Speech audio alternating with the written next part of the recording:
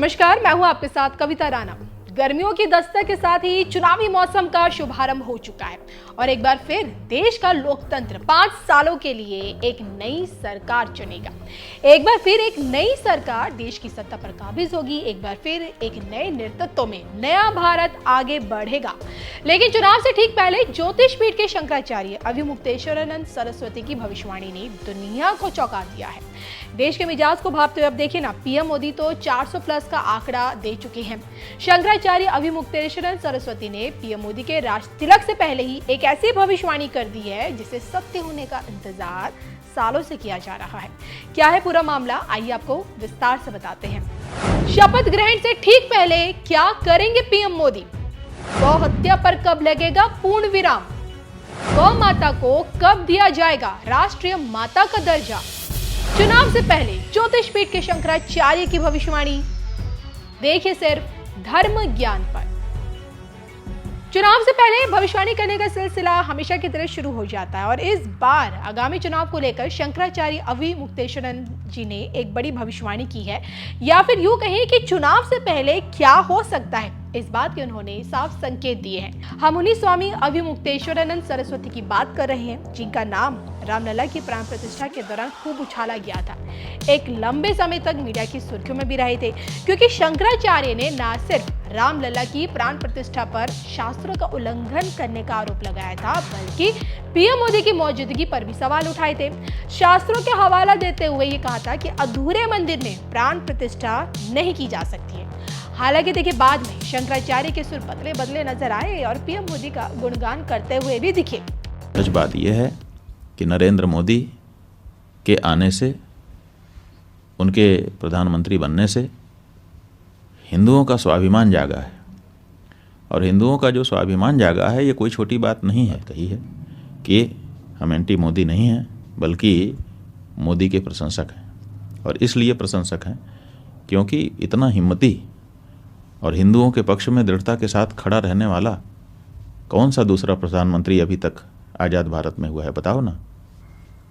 अच्छे अच्छे प्रधानमंत्री हो गए, हम किसी की आलोचना नहीं कर रहे हैं, उन सब की अपनी अपनी विशेषताएं थी, लेकिन हिंदू भावना को समर्थन देने वाला, हिंदू स्वाभिमान को, हिंदू के आत्मबल को बढ़ाने वाला, ये तो पहला ही प्रधानमंत्री है ना।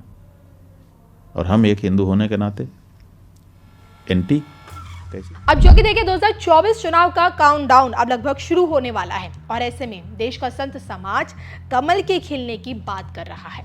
इस बीच शंकराचार्य अभिमुक्तेश्वरानंद जी ने गौ हत्या पर बैन लगाने की मांग भी की है। बकायदा अपील की है लोगों से कि जनता केवल उन्हीं राजनीतिक दलों के उम्मीदवारों को वोट करे जो गौ हत्या पर प्रतिबंध लगाने का कानून बनाने का समर्थन करते हैं।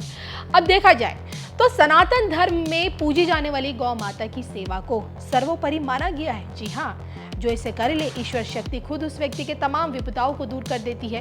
क्योंकि देखिए, गौ सेवा से ही मोक्ष की प्राप्ति है, संतोष मिलता है, धन में वृद्धि होती है, संतान प्राप्ति होती है, दुख दरिद्र जो दरिद्रता होती है वो दूर होती है, हृदय प्रफुल्लित होता है, ताप संताप सब कुछ दूर होता है, मन को एक शांति मिलती है, स्वास्थ्य में लाभ होता है, तृप्ति का अनुभव होता है, मनुष्य जन्म सफल, एक तरह से कह सकते हैं कि मनुष्य का जन्म सफल हो जाता है, आत्मा को तृप्ति मिलती है, परिवार को सुख मिलता है, ग्रह नक्षत्र एकदम अनुकूल रहते हैं और तो और अश्वमेघ यज्ञ जितना फल भी मिलता है।